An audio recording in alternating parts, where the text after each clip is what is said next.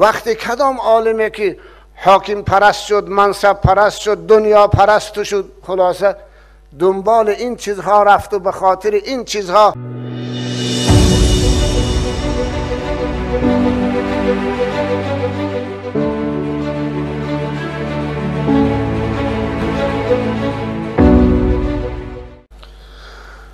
بسم الله الرحمن الرحیم. الحمد لله والصلاة والسلام على رسول الله و علی آله و اصحابه و من والاه. السلام علیکم و رحمت الله و برکاته. محترم جماعه اهل اسلام، البته علما رسالت خیلی سنگین، مسئولیت و وظیفه خیلی مقدس بر دوش دارند، خصوصا علمای دین.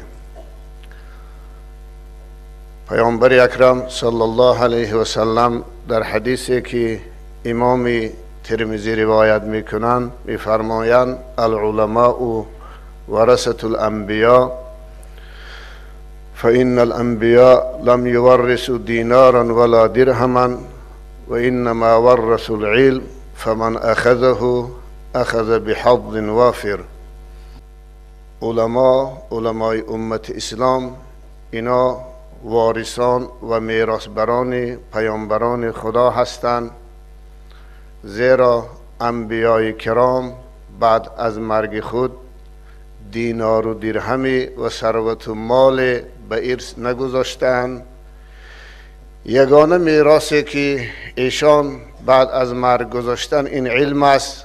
پس هر بنده این میراث انبیا را به دست می آورد نصیبه خیلی بزرگی حاصل نموده است. خود این حدیث برای کسانی که خصوصا علماء دین که این میراث مقدس و گرانبها و خیلی در عین زمان سنگین و پرمسئولیت را بر ذمه میگیرند، باید وظیفه خود را بشناسند و رسالت خود را در جامعه بدانند و اونچنانی که خدا و رسول از ایشان تقاضا و طلب دارند باید رسالت خود را در جامعه ایفا نمایند. زشترین صفتی که عالم ها دارند این علم فروشی است، این دین فروشی است. خدا نکند عالمی که این میراث گرانبها را دعوای به ارث بردن دارد و خود را عالم و نماینده دین میداند، اما از راه قرآن و سنت و از حفظ این امانت که بزرگترین امانت انبیاست اگر رفت و خدا نکرد منحرف شد، در اون صورت او خیانت بزرگ در دین و نزد خدا و رسول خدا نموده است. از این خاطر صادقترین صفت در حق علماء دین این صداقت در دین است. باید علما در راه دین صادقانه عمل نمایند، برای هدایت مردم، برای سعادت مردم از چیزی و از کسی نهراسند، سخن حق را بگویند، کتمان حق نکنند. والله عالم هایی که کتمان حق میکنند، سخن حق را از ترس و هراس میپوشانند و به مردم نمیگویند، رعایه خواجه ها میکنند، رعایه دنیا و منصب دنیا و مال و مقام و راحت دنیا میکنند و خلاصه نمیگویند. در قرآن عظیم شان نسبت این طایفه علماها وعیدهای خیلی سختی، تهدیدهای خیلی سخت ذکر شده است. از آن جمله در سوره بقره در آیه 159 استعیذ بالله ان الذين يكتمون ما انزلنا من البينات والهدى من بعد ما بيناه للناس في الكتاب اولئك يلعنهم الله و یلعنهم اللاعنون. خدا میگوید دانشمندانی که حقایق علمی را، حکم خدا و رسول که ما در قرآن بیان نموده ایم از مردم می پوشانند، از ترس یا از رعایه مقام و منصب یا از رعایه جدا شدن از راحت معیشت زندگی خلاصه کتمان میکنن. پروردگار میگوید این طایفه عالم های حق پوش، این طایفه از عالم های دین فروش و خائن نفرین شده های خدا هستند. نه فقط خدا بر اینها لعن و نفرین میکند، بلکه تمام موجودات لعنت و نفرین بر اینها میخونند. از این خاطر در آیه ثانی خداوند حتی تهدیدی به عذاب دوزخ میکند. استعیذ بالله ان الذين یکتمون ما انزل الله و یشترون به ثمنا قلیلا اولئک ما یأکلون فی بطونهم الا النار ولا یکلمهم الله یوم القیامه ولا یزکیهم ولهم عذاب علیم. صدق الله العظیم. کسانی که عالم‌هایی که با در عوض این علم فروشی و دین فروشی ثمن دنیا به دست می آرند، پول و ثروت دنیا به دست می آرند در عوض خیانت در دین، خداوند میگوید اینها روز قیامت در اشکمی خود، در شکمی خود پروردگار میگوید آتش جهنم میخورند. روز قیامت اینها مورد لطف و رحمت خدا قرار نمیگیرند و عذاب دردناک در انتظار اونهاست. بنابر خاطر همین رسول اکرم در حدیثی که طبرانی روایت کردن به علما یک هشدار دادن، گفتن تناصحوا فی العلم فإن خیانت احدکم فی علمه اشد من خیانته فی ماله. ای علمای اسلام، در امر دین و بیان حقایق علمی خیرخواه باشید و خیر اندیش باشید و خیرخواهانه عمل کنید، زیرا بدانید که خیانت در علم بدتر از خیانت در مال است. ببینید مال یه شخصی را با خیانت از آن خود کنی، یا کسی یه امانت مالی در نزد شما میگذارد، شما خیانت در اون امانت مالی بکنید، چقدر گناه کبیر است، گناه عظیم است. و حتی یکی از صفتهای ویژه و خاصی منافقین است. پیغمبر خدا میفرمایند خیانت در علم بدتر از خیانت در مال است. برای عبرت خداوند در قرآن عظیم الشأن قصه بلعم باعور می آورد. بلعم باعور یکی از دانشمندان اهل کتاب بود، به قولی از قوم یهود بود، به قولی از کنعانی های فلسطین بود. خوب سرزمین کنعان قوم از جبابره، یک قوم استیلاگر و ظالم ضبط کرده بود. وقتی که حضرت موسی بنی اسرائیل از مصر نجات دادن، از زیر ظلم فرعون و فرعونی ها به ایشان فرمان شد برای آزاد کردن زمین مقدس از دست این استعلاگران جبابره.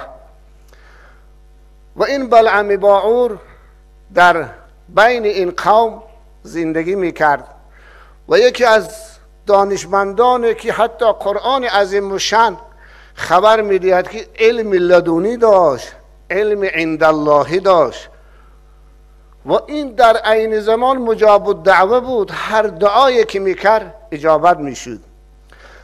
وقتی که خبر یورش بردن حضرت موسی به زمین کنعان به فلسطین برای آزاد کردن از دست این استیلاگرها به گوش جبابره، این قوم ظالم و ستمگار رسید، اونها قبلا دیده بودند که فرعون با اون دار و دستش در برابر موسی علیه السلام شکست خورد، لرزه بر اندامشان افتید، ترس و واهمه در دل پیدا شد و شکست خود را اونها یقین دانستند. بنابراین گفتن ما با قوه مادی، با سلاح و لوازمات جنگی نمیتوانیم در برابر موسی پیروز شویم.